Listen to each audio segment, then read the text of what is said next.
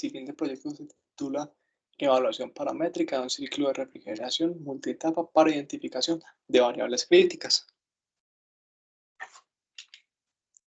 Para iniciar, se va a describir brevemente en lo que consiste el ciclo de refrigeración de una etapa. Entonces, este ciclo de refrigeración es el más común, el que incluso se puede encontrar en refrigeradores domésticos, que cuenta con un evaporador, que es el elemento que absorbe el calor de la parte que se va a refrigerar, un compresor que hace que aumente la energía del fluido, un condensador que rechaza el calor hacia el medio ambiente y la válvula de expansión que permite nuevamente transferir el fluido para que se pueda llegar directamente al evaporador. En la parte derecha se puede observar el diagrama termodinámico que relaciona las variables de entropía y temperatura para este ciclo. El ciclo de 2 etapas, o también conocido como ciclo en cascada, consta de los mismos elementos. La diferencia es que tiene un intercambiador de calor que conecta ambos ciclos. Este intercambiador de calor está conectado con el condensador del ciclo B, para este caso, comparado con el evaporador del ciclo A. Entonces, este evaporador sirve para enfriar el fluido que llega directamente desde el condensador más caliente. Y en la parte derecha se observa el diagrama termodinámico para ambos ciclos, A y B, donde este tiene una ventaja, y es que esta parte que está sombreada en color azul permite reducir el trabajo consumido por el compresor, lo cual hace que estos ciclos tengan muy buen rendimiento para grandes diferencias de temperatura, es decir, diferencias de temperatura que intercambian el fluido a través del medio ambiente comparado con el calor absorbido desde ya directamente del evaporador. Entre mayor temperatura o diferencia de temperatura se tenga, es mucho más útil este ciclo.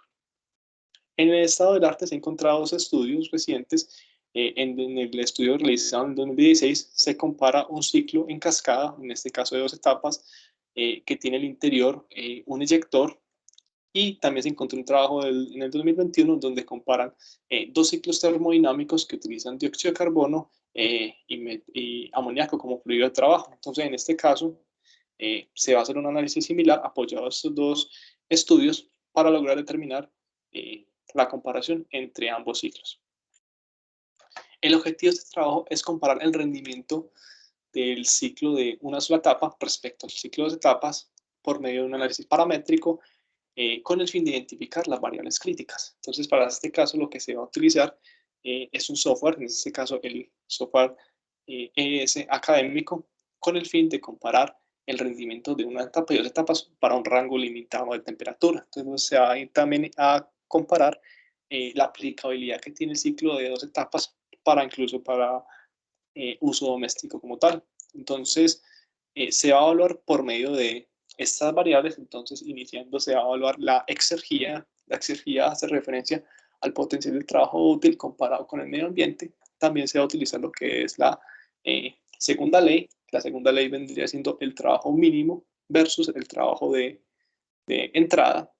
También se va a utilizar como comparación la eficiencia isentrópica, en este caso el compresor, que es el único elemento mecánico que tenemos en el ciclo, que lo que hace es comparar, vendría siendo el trabajo o ese cambio de energía isentrópica respecto al cambio de energía ya en un proceso ya real, es decir, donde ya la entropía no sería constante. Y también se va a utilizar este término que sería la exergía destruida. La exergía destruida se va a relacionar con cada uno de los componentes, donde vamos a encontrar cuánta energía no se utiliza ya o se libera por medio del calor, que ya no puede ser reemplazada nuevamente en el sistema. Para este caso se utilizó la siguiente configuración. Entonces se tiene una temperatura del medio ambiente de 20 grados centígrados, que en este caso en una de las gráficas que vamos a observar va a estar variando entre 10 y 30 grados.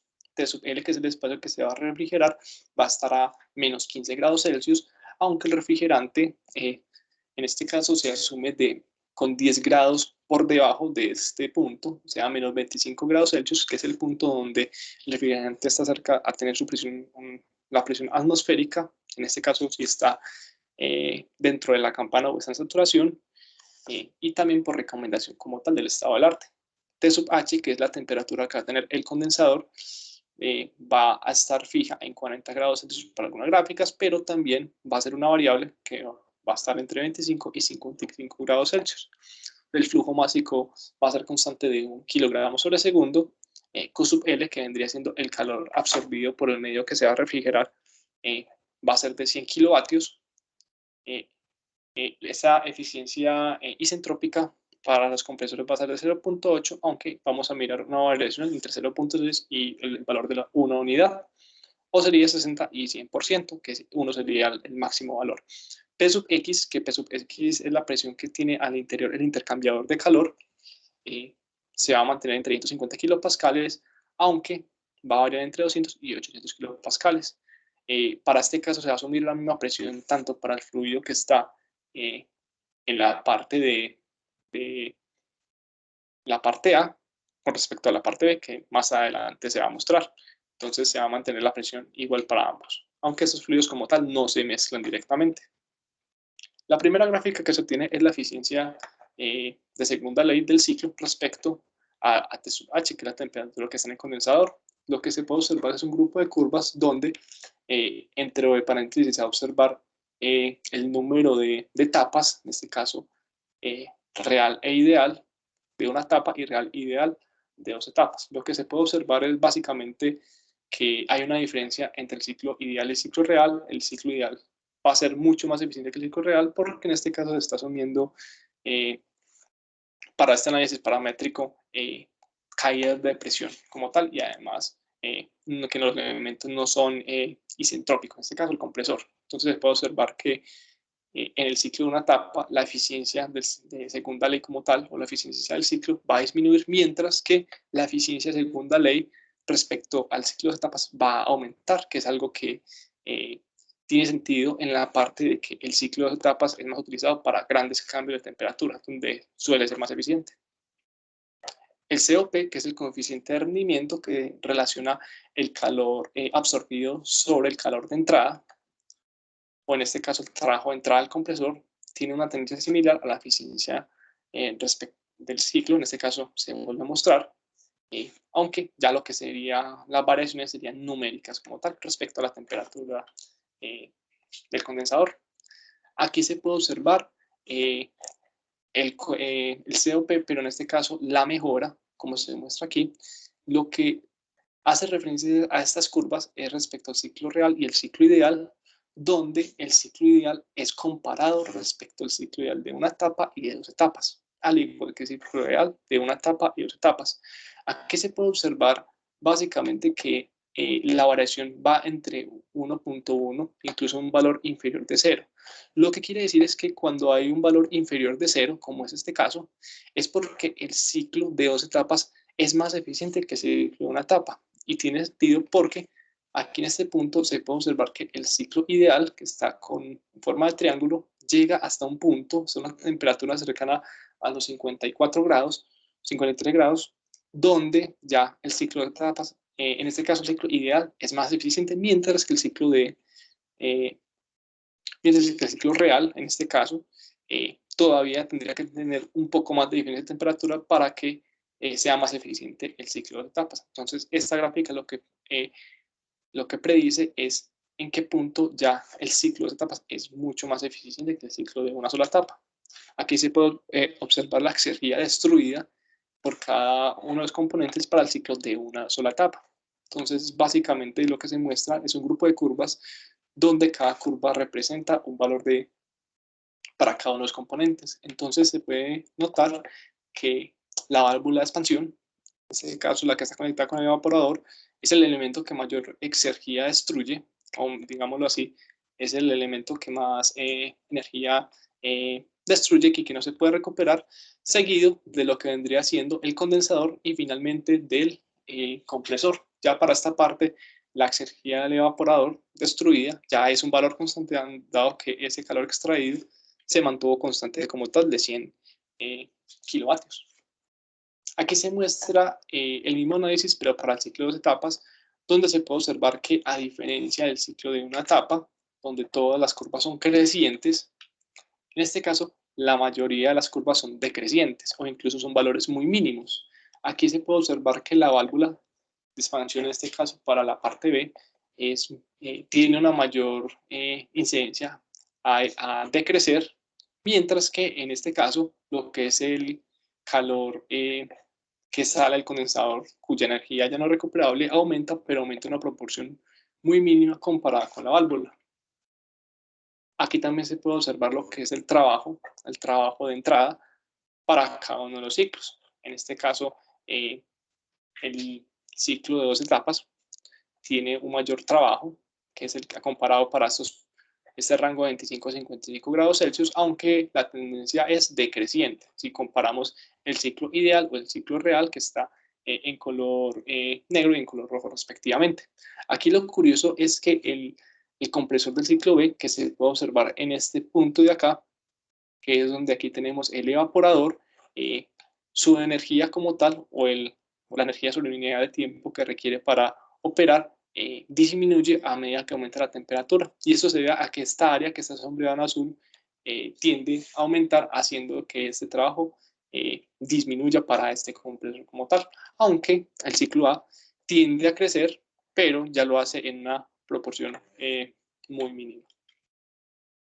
De igual manera que se muestra el COP, el coeficiente de rendimiento, recordando que vendría siendo lo que es el calor absorbido sobre el trabajo de entrada, comparado con la eficiencia isentrópica de los compresores. Para este caso, lo que se muestra es que a medida que la eficiencia va llegando a un valor cercano a 1, siendo el 1 el máximo, ya las curvas tienden a aumentar su COP, que vemos que empieza de 1 hasta 2.2, hasta que lograr o trata de equipararse directamente con el ciclo ideal. Obviamente, estas curvas no, por mucho que se aproximen, no van a ser las mismas, dado que el ciclo real tiene también caídas de presión.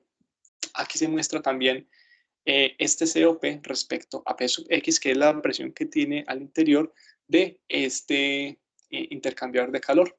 Aquí lo que se identifica es que a medida que la presión es mayor, en este caso el ciclo de 2 etapas, la eficiencia va aumentando, o este COP va aumentando, que vendría siendo equivalentes, pero lo hace en muy poca proporción, por lo que no se considera como tal una variable crítica en el proceso, aunque si se logra aumentar esta presión, sí se tendría como tal un aumento de esa eficiencia para el equipo.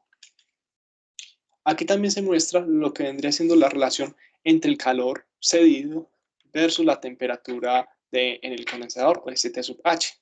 Aquí se hace la comparación directamente con Q sub L. Q sub L vendría siendo el calor que absorbe desde el punto que se quiere refrigerar, siendo de 100 kilovatios, que se mantiene constante, mientras que aquí se puede observar cómo se comporta el calor para el ciclo de una etapa respecto al ciclo de 2 etapas. Y se puede observar una tendencia similar respecto a los cambios de exergía, y es que el ciclo de una etapa, el calor tiende a aumentar a medida que aumenta la temperatura en el condensador, mientras que el ciclo de 2 etapas, al contrario, y es que tiende a disminuir como tal ese calor rechazado, dado esa diferencia de temperatura al ser mayor.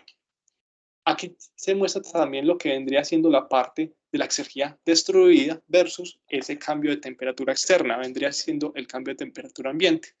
Aquí se puede observar que la temperatura ambiente sí varía como tal respecto a esta destrucción de exergía, aunque no lo hace igual para todos, aunque se puede observar que la tendencia es la misma. Para el ciclo ideal de una sola etapa se puede observar que esa exergía disminuye, o esa destrucción de exergía disminuye hasta un 20.68% solamente al estar en una zona donde pasa de 10 a 30 grados centígrados, mientras que el ciclo de 2 etapas, esa disminución de exergía destruida tiene una proporción mucho menor. Como conclusión, se tiene que T sub H es la variable más importante para este análisis, porque es la que nos permitió observar muy bien cómo se comporta cada uno de los componentes respecto a la variación de esa temperatura en el condensador.